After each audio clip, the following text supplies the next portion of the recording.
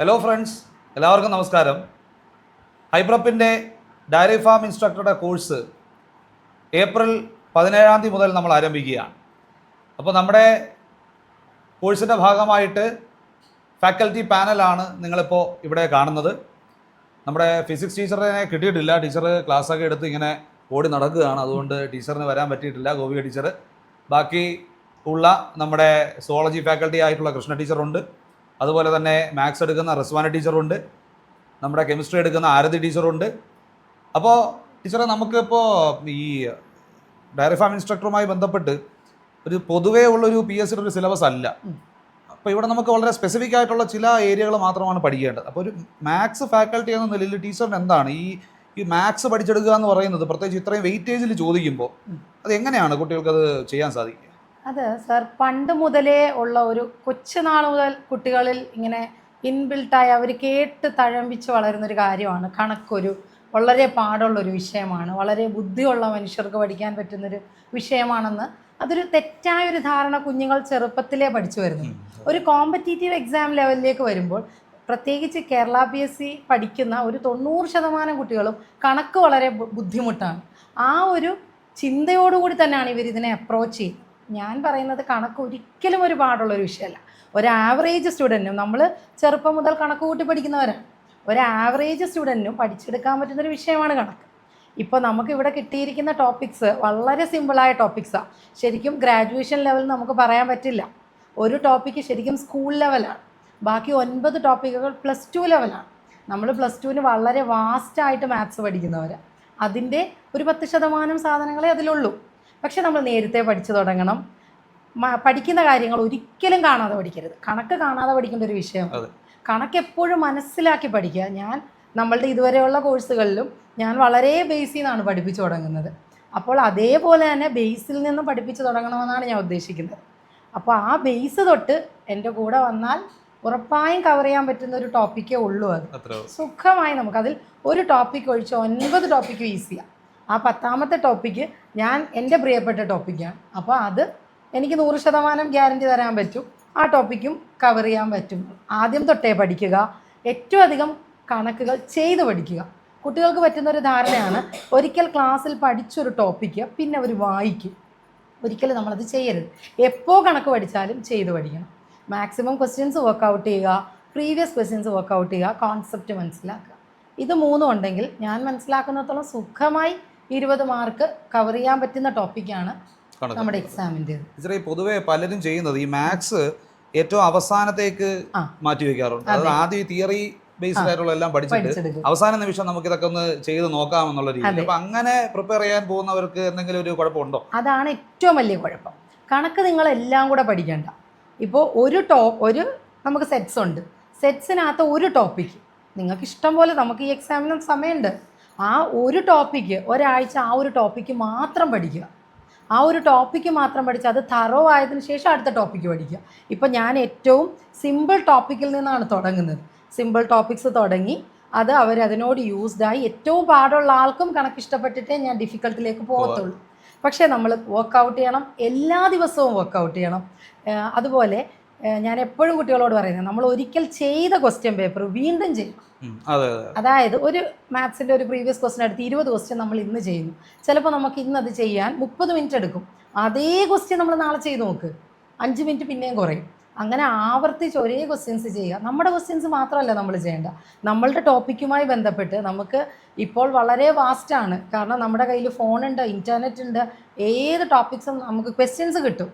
നമുക്ക് ശരിക്കും +1 +2ൻ്റെ എൻട്രൻസിൻ്റെ base questions പോലും നമുക്കിവിടെ ചെയ്യാം. അതുൾപ്പെടെ ചെയ്തു പോവുക, നേരത്തെ പഠിച്ചു തീർക്കുക. കണക്ക് പഠിക്കേണ്ട അവസാനം എക്സാമിന് ഒരു 3-4 മാസം മുമ്പ് നിങ്ങൾ ശരിക്കും ടോപ്പിക്ക് പഠിച്ചു തീർക്കുക. അവസാനത്തെ 4 മാസം കിട്ടാവുന്ന പ്രീവിയസും ക്വസ്റ്റ്യൻസ് ഇതുവരെ ചോദിച്ചിട്ടുള്ള എല്ലാം ചെയ്തുകൊണ്ടേയിരിക്കുക. അതാണ് ശരിക്കുമുള്ള കണക്കിൻ്റെ പഠനം. അവസാനത്തെ 3-4 മാസങ്ങൾ നമ്മൾ സബ്ജക്ട്സ് പഠിക്കരുത്. നമ്മൾ നേരത്തെ ടോപ്പിക്സ് പഠിച്ച് തീർത്തിട്ട് അവസാന മാസങ്ങളിൽ പറ്റുമെങ്കിൽ അവസാനത്തെ ഒരു 6 മാസം തുടർച്ചയായി കിട്ടുന്ന പ്രീവിയസുകൾ ചെയ്തുകൊണ്ടേയിരിക്കുക. മാക്സിമം ക്വസ്റ്റ്യൻസ് കളക്ട് ചെയ്യുക. ഒരു ക്വസ്റ്റ്യൻ ബുക്ക്ലെറ്റ് ഉണ്ടാക്കി നമ്മൾ ചെയ്ത ക്വസ്റ്റ്യൻസ് അവിടെ കളക്ട് ചെയ്ത് വെച്ചാൽ മതി. അത് തന്നെ വീണ്ടും വീണ്ടും ചെയ്യുക. ആ 6 മാസം ക്വസ്റ്റ്യൻസ് വർക്കൗട്ട് ചെയ്യുന്ന ആൾക്ക് എക്സാമുകളിൽ എങ്ങനെ ചോദിച്ചാലും ചെയ്യാൻ പറ്റും. ഓക്കെ. അപ്പോൾ ടീച്ചർ പറഞ്ഞതിപ്പോൾ നിങ്ങൾക്ക് ഏകദേശം ഒരു ധാരണ കിട്ടി കാണും. അതായത് നമ്മൾ സാധാരണ ചെയ്യുന്ന ചില അബദ്ധങ്ങളാണ് ഈ അവസാന നിമിഷത്തേക്ക് മാത്സ് വയ്ക്കുക. അതുപോലെ തന്നെ ടീച്ചർ ഇപ്പോൾ പറഞ്ഞൊരു പ്രധാനപ്പെട്ട ഒരു പോയിന്റ് ഉണ്ട്. നമ്മൾ ഒരിക്കൽ ചെയ്ത ക്വസ്റ്റ്യൻസ് നമ്മൾ വീണ്ടും ആവർത്തിക്കുക, അല്ലാതെ അത് ചെയ്ത് മാറ്റി വയ്ക്കുക എന്നുള്ളതല്ലാതെ അതിൻ്റെ ടൈം ഇമ്പ്രൂവ് ചെയ്യാനുള്ള അല്ലെങ്കിൽ സ്പീഡ് ഇമ്പ്രൂവ് ചെയ്യാനുള്ള ഒരു അവസരമായിട്ട് അതിനെ നിങ്ങൾ കണക്കിലെടുക്കുക.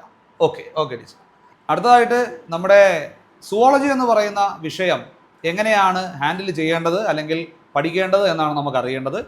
സാധാരണ നമുക്കറിയാമല്ലോ, ഈ സയൻസ് പഠിക്കുക എന്ന് പറയുമ്പോൾ എല്ലാവരും കൂടുതൽ ഫോക്കസ് ചെയ്യുന്നത് കെമിസ്ട്രി, ഫിസിക്സ് എന്നുള്ള ഏരിയകളാണ്. ബയോളജി പലപ്പോഴും പലരും സ്കിപ്പ് ചെയ്ത് പോകുന്ന ഒരു ഏരിയയാണ് ജനറൽ PSCക്കൊക്കെ. പക്ഷേ ഇവിടെ വ്യക്തമായിട്ട് വെയിറ്റേജ് ഉണ്ട് ബയോളജിക്ക്. അതിൽ സുവോളജി, ബോട്ടണി എന്ന് പറയുന്നതിന് വ്യക്തമായ മാർക്ക് ഡിവിഷൻസ് കൊടുത്തിട്ടുണ്ട്. ടീച്ചറെ, സുവോളജി ഈ പറയുന്ന പോലെ പലർക്കും ബയോളജി അല്ലേ എങ്ങനെയെങ്കിലുമൊക്കെ എഴുതിയാൽ കിട്ടുമെന്നുള്ളൊരു ധാരണ പലർക്കും ഉണ്ട്. അപ്പോൾ ഇത് വാസ്തവത്തിൽ നമുക്കിവിടെ ആക്ച്വലി നല്ലൊരു വെയിറ്റേജ് വ്യക്തമായിട്ട് കൊടുത്തിട്ടുണ്ട്. അപ്പോൾ എങ്ങനെയാണ് ഈ ബയോളജിയെ അല്ലെങ്കിൽ സുവോളജിയെ നമുക്കൊന്ന് ടാക്കിൾ ചെയ്യാൻ പറ്റുക? സാറ് പറഞ്ഞതുപോലെ വെറുതെ കളയുന്ന ഒരു ഏരിയ ആണ്. പക്ഷേ 20 മാർക്കാണ് അതിന് നമുക്ക് സ്കോർ ചെയ്യാൻ പറ്റുന്നത്. ആ 20 മാർക്ക് സ്കോർ ചെയ്ത് കഴിഞ്ഞാൽ ഒരുപാട് റാങ്ക് മുന്നിൽ വരും. പക്ഷെ അത് നമ്മൾ വെറുതെ കളയും. ടോപ്പിക്സ് നോക്കിക്കഴിഞ്ഞാൽ അറിയാം വളരെ ഈസിയാണ്. കോൺസെപ്റ്റ് മനസ്സിലാക്കി നമുക്ക് ആൻസർ ചെയ്യാൻ പറ്റും. പക്ഷെ നമ്മളത് പഠിക്കേണ്ട ഒരു കാര്യം, ആ ഓരോ ടോപ്പിക്കും നമ്മൾ നോക്കി പോകുമ്പോഴും ക്വസ്റ്റ്യൻസ് വർക്കൗട്ട് ചെയ്യുക. കാരണം ബയോളജിക്ക് വേണ്ടത് കുറച്ച് മെമ്മറി പവർ വേണം.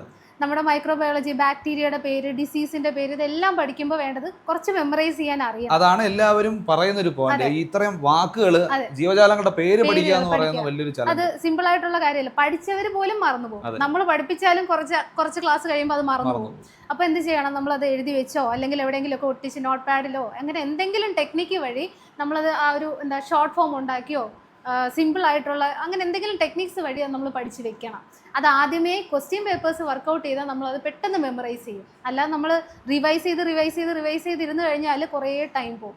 അതിനേക്കാളും ക്വസ്റ്റ്യൻ പേപ്പർ വർക്കൗട്ട് ചെയ്യുന്നത് വളരെ എഫക്റ്റീവ് ആയിട്ടുള്ളൊരു കാര്യമാണ്. പിന്നെ ഫിസിയോളജി നോക്കിക്കഴിഞ്ഞാൽ അറിയാം ഒരുപാടുണ്ട്, വാസ്റ്റ് ആയിട്ടുണ്ട്. ആ ഫിസിയോളജി നമുക്ക് പഠിപ്പിക്കുമ്പോഴും അറിയാം ഒരു ലിമിറ്റ് ഇല്ല. എവിടെ നിന്നൊക്കെ പഠിപ്പിക്കാൻ പറ്റുമോ അതെല്ലാം നമ്മൾ കടൽ പോലെ കിടക്കുവാണ്. അപ്പോൾ അതിനൊക്കെ നമുക്ക് ചെയ്യാൻ പറ്റുന്ന ക്വസ്റ്റ്യൻ പേപ്പർ വർക്കൗട്ട് ചെയ്താൽ ഏത് ഏരിയയിൽ നിന്നാണ് കൂടുതൽ ചോദിക്കുന്നത്, ഇത്ര വരെ നമ്മൾ പഠിച്ചാൽ മതി എന്നുള്ളത് നമുക്ക് ക്ലിയർ ആവും. അപ്പം മെമ്മറൈസ് ചെയ്യാനായിട്ട് നമ്മളൊന്ന് ഒരു ടെക്നിക്കലി ഒന്ന് വർക്കൗട്ട് ചെയ്യുക, സ്മാർട്ട് വർക്ക് ചെയ്യുക, ഹാർഡ് വർക്ക് ചെയ്യരുത്. കാരണം എങ്കിൽ നമ്മൾ റിവൈസ് ചെയ്തുകൊണ്ടേയിരിക്കും, മറന്നു പോയിക്കൊണ്ടേയിരിക്കും. വേറെ വഴിയില്ല അതിന്. ടെക്നിക്കലി എന്തെങ്കിലും നമുക്ക് എന്ത് ഷോർട്ട് ഫോം ഒക്കെ ഉണ്ടാക്കി ഓർത്ത് വെക്കാൻ പറ്റുമെങ്കിൽ ചെയ്യുക. പിന്നെ കോൺസെപ്റ്റ് മനസ്സിലാക്കുക. വെറുതെ ക്വസ്റ്റ്യൻ പേപ്പറുകൾ ചെയ്തു പോകുമ്പോൾ നമ്മൾ കോൺസെപ്റ്റ് മനസ്സിലാക്കില്ല. ആദ്യം കോൺസെപ്റ്റ് മനസ്സിലാക്കുക, പിന്നീട് MCQs ചെയ്ത് തന്നെ പഠിച്ചു പോകാം. അങ്ങനെയാണെങ്കിൽ വളരെ എഫക്റ്റീവായിട്ട് നമുക്ക് സ്കോർ ചെയ്യാം. 20 മാർക്ക് വെറുതെ കളയരുത്. അത് നമുക്ക് സ്കോർ ചെയ്താൽ ഒരുപാട് റാങ്ക് മുന്നിൽ വരുന്നതാണ്. ഉറപ്പായിട്ടും ആ 20 മാർക്ക് നമുക്ക് സിമ്പിളാണ്. ഒന്ന് സ്മാർട്ട് വർക്ക് ചെയ്താൽ അത് കിട്ടാവുന്നതേ ഉള്ളൂ. ഇവിടെയും പലർക്കും പറ്റുന്ന ഒരു പ്രശ്നമുണ്ട്. അതായത് നമ്മളിപ്പോൾ ഒരു ജനറൽ PSCക്ക് പലരും ഇപ്പോൾ ബയോളജിയൊക്കെ സ്കിപ്പ് ചെയ്തൊക്കെ പോയി ചിലപ്പോൾ ലിസ്റ്റിലൊക്കെ വരുന്ന കുട്ടികളുണ്ടാവും. പക്ഷേ അങ്ങനെയല്ല ഈ നമ്മുടെ ഒരു ഡയറി ഫാം ഇൻസ്ട്രക്ടറുമായി ബന്ധപ്പെട്ട് സംഭവിക്കുന്നത്. കാരണം അവിടെ ഈ ഓരോ സബ്ജക്റ്റുകൾക്ക് ഓരോരോ വെയിറ്റേജ് കൃത്യമായിട്ട് കൊടുത്തിട്ടുണ്ട്. അപ്പോൾ അത് നമുക്ക് ഒരു ഏരിയ സ്കിപ്പ് ചെയ്തിട്ട് ബാക്കിയുള്ളത് വെച്ച് പാസ്സാകാമെന്ന് വിചാരിച്ചു കഴിഞ്ഞാൽ പഠിക്കുന്ന ഏരിയ അങ്ങനെ ഇച്ചിരി ടഫ് ക്വസ്റ്റ്യൻസ് വന്നു കഴിഞ്ഞാൽ ആകെ പോയി, പിന്നെ നമ്മുടെ കയ്യിൽ നിന്ന് പോയി, പിന്നെ നമുക്ക് അതിൽ തിരിച്ചു കയറാൻ പറ്റില്ല. അപ്പോൾ എല്ലാ ഏരിയകൾക്കും ഈക്വൽ വെയിറ്റേജ് കൊടുക്കുക എന്നുള്ളതാണ്. അതുപോലെ തന്നെ നമ്മുടെ സിലബസ് പരിശോധിക്കുമ്പോൾ ഏറ്റവും വലിയൊരു പ്രശ്നമെന്ന് പറയുന്നത് സിലബസ് ഭയങ്കര വാസ്റ്റായിട്ട് കൊടുത്തിരിക്കുകയാണ്. പക്ഷേ അതിൻ്റെ വെയിറ്റേജ് എന്ന് പറയുന്നത് 1 മാർക്ക് 2 മാർക്ക് ഇങ്ങനെയാണ് കൊടുത്തിരിക്കുന്നത്. അപ്പോൾ നമുക്ക് ക്ലാസ് എടുക്കുന്ന ഞങ്ങൾ നോക്കുമ്പോൾ ഇതൊക്കെ നമ്മൾ മറ്റ് ഹയർ പരീക്ഷകൾക്കൊക്കെ ഡീറ്റെയിൽഡ് ആയിട്ട് പഠിക്കുന്ന അല്ലെങ്കിൽ പഠിപ്പിക്കുന്ന പോർഷൻസ് ആണ്. 10ഉം 20നും ഒക്കെ മാർക്ക് വെയിറ്റേജിൽ നമ്മൾ പഠിപ്പിക്കുന്ന ഏരിയകളാണ്. അതാണ് 1 മാർക്ക് 2 മാർക്കിനൊക്കെ സബ് ഡിവൈഡ് ചെയ്ത് കൊടുത്തിരിക്കുന്നത്. അപ്പോൾ എനിക്ക് തോന്നുന്നു ഈ എക്സാം പഠിക്കുന്ന സമയത്ത് അത് ഏറ്റവും വലിയൊരു ചലഞ്ച് ആയിരിക്കും. ഇത്രയും വാസ്റ്റ് ഏരിയ ആ മാർക്കിന് ആവശ്യമുള്ള കണ്ടന്റ് മാത്രം പഠിക്കുക എന്നുള്ളതാണ് ഇവിടെ ചെയ്യേണ്ടത്. പലരും സിലബസ് എടുത്ത് വെച്ചിട്ട് ഇത് ഇനി എങ്ങനെ പഠിക്കും അല്ലെങ്കിൽ ഇതിനെ എങ്ങനെ കവർ ചെയ്യുമെന്നൊക്കെ ഉള്ള ഒരു ആശങ്ക സാധാരണ പറയാറുണ്ട്. അപ്പോൾ സുവോളജിയുടെ കാര്യം നിങ്ങൾ കേട്ടതാണ്. സുവോളജിയിൽ ഏറ്റവും വലിയ വെല്ലുവിളി എന്ന് പറയുന്നത് ഈ സയന്റിഫിക് നെയിംസ് ഓർത്ത് വയ്ക്കുക എന്നുള്ളതാണ്. ബാക്കിയുള്ളതെല്ലാം നിങ്ങൾക്ക് ഈസി ആയിട്ട് പഠിച്ചെടുക്കാവുന്ന മേഖലയാണ്. അടുത്തതായിട്ട് നമ്മുടെ കെമിസ്ട്രി എന്ന് പറയുന്ന ഒരു മേഖലയിലേക്ക് നമുക്ക് പോകണം. കെമിസ്ട്രി സിലബസ് നോക്കുമ്പോൾ തന്നെ അറിയാം വളരെയധികം കണ്ടന്റ് ഇങ്ങനെ കൊടുത്തിരിക്കുകയാണ്. അപ്പോൾ ആ കണ്ടന്റുകളെല്ലാം നമ്മളെ പഠിപ്പിച്ച് റെഡിയാക്കാൻ അല്ലെങ്കിൽ നിങ്ങളെ ആ ഒരു ട്രാക്കിലേക്ക് എത്തിക്കാൻ വേണ്ടി നമ്മുടെ ആരതി ടീച്ചർ നമ്മുടെ കൂടെ ഉണ്ട്. ടീച്ചറാണെങ്കിൽ ക്ലാസ് ഒക്കെ എടുത്ത് തൊണ്ടയൊക്കെ പോയി ഇവിടെ ഫുൾ ചുമയായിട്ടിരിക്കുകയാണ്. അതിനെ പിടിച്ച് വലിച്ച് ഇവിടെ കൊണ്ട് ഇരുത്തിയിരിക്കുകയാണ്. നമുക്ക് നമ്മുടെ ഡയറി ഫാമുമായി ബന്ധപ്പെട്ട് എന്തെങ്കിലും പറയണമല്ലോ എന്ന് പറഞ്ഞ് ടീച്ചറിനെ ഇവിടെ കൊണ്ട് ഇരുത്തിയിരിക്കുകയാണ്. ടീച്ചറെ, നമ്മുടെ സിലബസ് നമ്മൾ നോക്കിയതാണ് അല്ലേ, നല്ല വാസ്റ്റ് ആണ്. അപ്പോൾ ഇതെങ്ങനെയാണ് ഈ കുട്ടികൾ ഇതിനെ ഒന്ന് പഠിച്ചെടുക്കുക?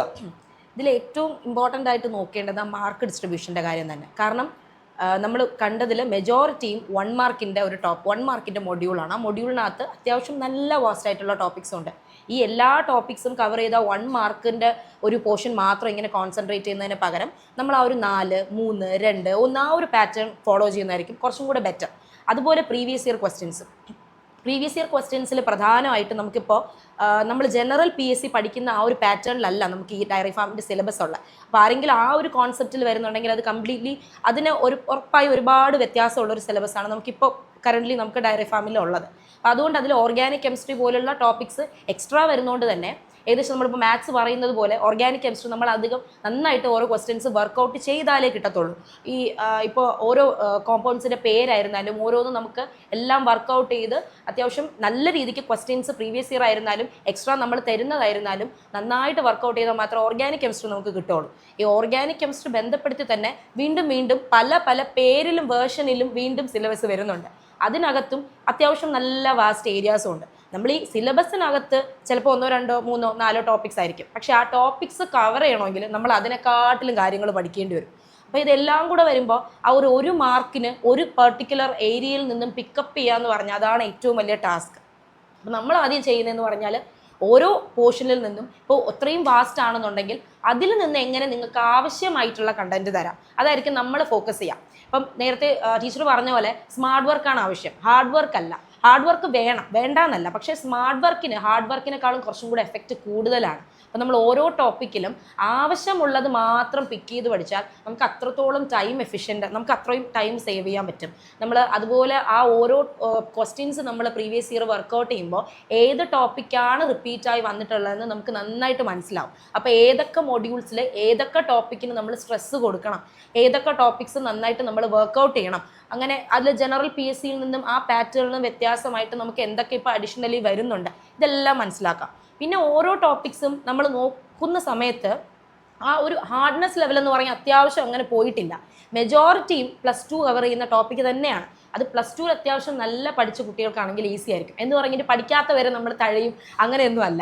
നമ്മളെല്ലാവർക്കും ഈക്വലി നന്നായിട്ട് മനസ്സിലാവുന്ന സ്കോർ ചെയ്യാൻ പറ്റുന്ന രീതിക്ക് ക്ലാസ് പ്രൊവൈഡ് ചെയ്യുള്ളൂ. അതിൽ +2 സയൻസ് എടുത്ത കുട്ടികൾക്ക് കുറച്ചും കൂടെ ഒരു ബെനിഫിറ്റ് എന്ന് പറഞ്ഞാൽ അവർ ഓൾറെഡി ഇതൊക്കെ കവർ ചെയ്തതാണ്. ഇനി അതില്ല ആ സമയത്ത് നമുക്ക് അത്രയ്ക്കും നമ്മൾ പഠിച്ചിട്ടില്ല എന്നുണ്ടെങ്കിലും വിഷമിക്കേണ്ട, നമ്മൾ അതിനും അനുസരിച്ചിട്ട് എല്ലാവരെയും ഒത്തുകൊണ്ടുപോകുന്ന രീതിക്ക് നമ്മൾ ക്ലാസ് തരത്തുള്ളൂ. പക്ഷേ ഇപ്പോൾ നോക്കുമ്പോൾ സ്കൂൾ ലെവൽ ആ ഒരു +2 ലെവൽ ആ സയൻസ് ബാക്ക്ഗ്രൗണ്ടിൽ നിന്നാണ് കൂടുതൽ സിലബസ് അവർ പിക്ക് ചെയ്ത് കൊടുത്തേക്കുന്നത്. അപ്പോൾ കൂടുതലും ചെയ്യേണ്ടതെന്ന് പറഞ്ഞാൽ ക്വസ്റ്റ്യൻസ് കുറച്ചും കൂടെ വർക്കൗട്ട് ചെയ്യാം, ഓരോ ടോപ്പിക്കിൽ നിന്നും സ്പെസിഫിക് ആയിട്ട് വേണ്ടത് മാത്രം പഠിച്ചു പോകാം. അതായിരിക്കും നമുക്ക് കെമിസ്ട്രിക്ക് കുറച്ചും കൂടെ അപ്രോച്ച് ചെയ്യാൻ പറ്റുന്ന ഒരു രീതി. അത് ടീച്ചർ പറഞ്ഞത് വളരെ ഒരു പ്രസക്തമായ കാര്യമാണ്. കാരണം ഈ PSCക്ക് വേണ്ടി പ്രിപ്പയർ ചെയ്യുന്ന കുട്ടികളെ സംബന്ധിച്ച് ഈ സിലബസ് ഫുള്ള് കവർ ചെയ്യുക എന്നുള്ളൊരു ടെൻഡൻസി ഉണ്ട്. അത് നമുക്ക് അവരെ കുറ്റം പറയാൻ പറ്റില്ല. സിലബസ് കംപ്ലീഷൻ എന്ന് പറയുന്നത് ഒരു പ്രധാനപ്പെട്ട ഒരു ഫാക്ടറായിട്ടാണ് എല്ലാവരും കൺസിഡർ ചെയ്യുന്നത്. ഫാക്ടറാണ്, അല്ലെന്നല്ല. പക്ഷേ ഈ പറയുന്ന വെയിറ്റേജ് കൊടുത്ത് പഠിക്കുക എന്ന് പറയുന്നത് വലിയൊരു സംഗതിയാണ്. അത് ടീച്ചർ ഇപ്പോൾ ഇവിടെ കൃത്യമായിട്ട് പറഞ്ഞിട്ടുണ്ട്. നമുക്ക് എവിടെ നിന്നാണ് വെയിറ്റേജ് വരുന്നത്? ഒന്ന്, നമ്മുടെ സിലബസിൽ തന്നെ കൊടുത്തിട്ടുണ്ട്. 2, നമ്മൾ ഈ PYQs അതിപ്പോൾ നമ്മുടെ തന്നെ ഈ പരീക്ഷയുടെ തന്നെ ആവണമെന്നില്ല. നമുക്ക് മറ്റ് റിലേറ്റഡ് ആയിട്ടുള്ള എക്സാംസിൻ്റെ PYQs നോക്കുമ്പോൾ കൂടുതലും റിപ്പീറ്റഡ് ആയിട്ട് വരുന്ന ഏരിയകൾ തന്നെയാണ് സാധാരണ ക്വസ്റ്റ്യൻസ് ഇടുന്നത്. പിന്നെ ഏതെങ്കിലുമൊക്കെ ടഫായിട്ട് വന്നാലും സാധാരണ കുട്ടികൾക്കൊരു പ്രശ്നമുണ്ട്. ഈ ടഫ് ക്വസ്റ്റ്യൻസ് വന്നു കഴിഞ്ഞാൽ ബാക്കി ഫൗണ്ടേഷൻ എല്ലാം വിട്ടിട്ട് ടഫ് ക്വസ്റ്റ്യൻസിൻ്റെ പുറകെ. കാരണം അവർക്ക് അത് ചോദിക്കുമ്പോൾ അത് എഴുതണമെന്നുള്ളൊരു ടെൻഡൻസിയാണ്. പക്ഷേ യഥാർത്ഥത്തിൽ നമുക്കറിയാം ഒരു ഫൗണ്ടേഷൻ ലെവൽ ക്വസ്റ്റ്യൻസ് ആണ് മെജോറിറ്റി ചോദിക്കുന്നത്. അത് കയ്യിൽ നിന്ന് പോവുകയും ടഫ് ക്വസ്റ്റ്യൻസ് എഴുതും, പക്ഷേ മാർക്ക് വരുമ്പോൾ താഴേക്ക്. ഈ റെയർ ഫാക്ട്സിൻ്റെ പുറകെ പോവാം, കോമൺ കാര്യങ്ങൾ വിട്ടിട്ട് എന്തെങ്കിലും ഒരു ക്വസ്റ്റ്യനിൽ റെയർ വരുമ്പോൾ അതിന്റെ പുറകെ പെട്ടെന്ന് നമുക്ക് ഓരോ ടെൻഡൻസി വരും. എന്നാൽ കോമൺ കാര്യങ്ങൾ ഓക്കെ നമുക്ക് അറിയാം, അല്ലെങ്കിൽ നമുക്ക് അത് പിന്നെ പിക്കപ്പ് ചെയ്തെടുക്കാന്ന് പറഞ്ഞ് നമ്മൾ ഇങ്ങനെ വിട്ടിട്ട് ബാക്കി വേണ്ടാത്ത കുറേ കാര്യങ്ങൾ പഠിച്ചിട്ട് പിന്നീട് നമ്മൾ അതിൽ വരത്തുള്ളൂ. അപ്പൊ തന്നെ നമ്മുടെ സമയവും കഴിയും, ഒന്നും കഴിയത്തില്ല. നമ്മളിപ്പോൾ ഈ കല്യാണമൊക്കെ വിളിക്കാൻ പോകുന്ന സമയത്ത് ഏറ്റവും അടുത്ത ആൾക്കാരെയാണ് പലപ്പോഴും നമ്മൾ വിളിക്കാൻ വിട്ടുപോകുന്നതല്ല. നമ്മൾ ഒരു പരിചയമില്ലാത്ത എവിടെയൊക്കെയോ വഴി വെച്ച് കണ്ട ആൾക്കാരെയൊക്കെ നമ്മൾ ചെന്നിട്ട് എല്ലാവരും കല്യാണം വിളിക്കും. പക്ഷേ അവസാനം വിളിച്ചു കഴിഞ്ഞിട്ടാണ്, കല്യാണം കഴിയുമ്പോഴാണ് പിന്നെ അടുത്ത ആൾക്കാർ വന്നിട്ട് പറയുന്നത് നീ നമ്മളെ വിളിച്ചില്ലല്ലോ എന്ന് പറഞ്ഞു. സെയിം അവസ്ഥയാണ്. റെയർ ഫാക്റ്റുകൾ വേണ്ട എന്നല്ല, വേണം. പക്ഷേ ഫൗണ്ടേഷൻ പഠിച്ചതിന് ശേഷം മാത്രമേ അതിൻ്റെ ഡെപ്തിലേക്ക് നിങ്ങൾ ഇറങ്ങി പോകാവൂ എന്നുള്ളതാണ്.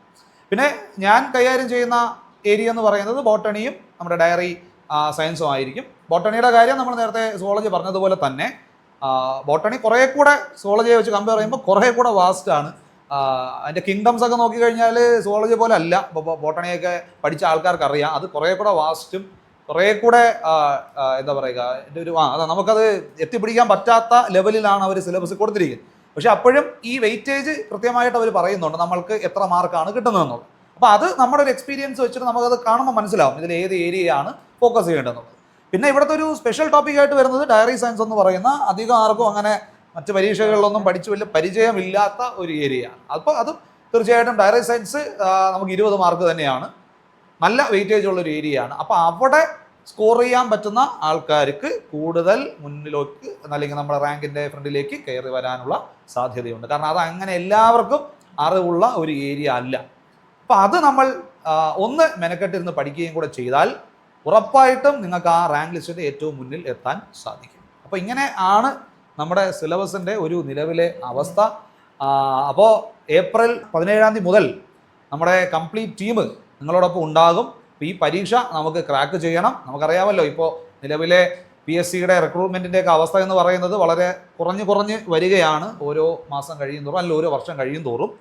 അപ്പോൾ എന്ന് പറഞ്ഞ് നമ്മൾ ഇത്തവണ ഒട്ടും എടുക്കില്ല, ആളെ എടുക്കില്ല എന്നൊന്നും നിങ്ങൾ വിചാരിക്കരുത്. അങ്ങനെയല്ല, അത് ഓരോ തവണയും ചേഞ്ച് ചെയ്യും. ചിലപ്പോൾ ഇത്തവണ കുറവും, ചിലപ്പോൾ അടുത്ത തവണ കൂടും. അങ്ങനെയൊക്കെ പല രീതിയിലാണ് സംഭവിക്കുന്നത്. അപ്പോൾ എന്തായാലും ഡേറ്റ് മറക്കണ്ട, ഏപ്രിൽ 17 ഹൈപ്രപ്പിൻ്റെ നേതൃത്വത്തിലെ ഡയറി ഫാം ഇൻസ്ട്രക്ടറുടെ പുതിയ ബാച്ച് നമ്മൾ ആരംഭിക്കുകയാണ്. ഞങ്ങളെല്ലാവരും നിങ്ങളോടൊപ്പം ഉണ്ടാകും. അപ്പോൾ നമുക്ക് 17 കാണാം.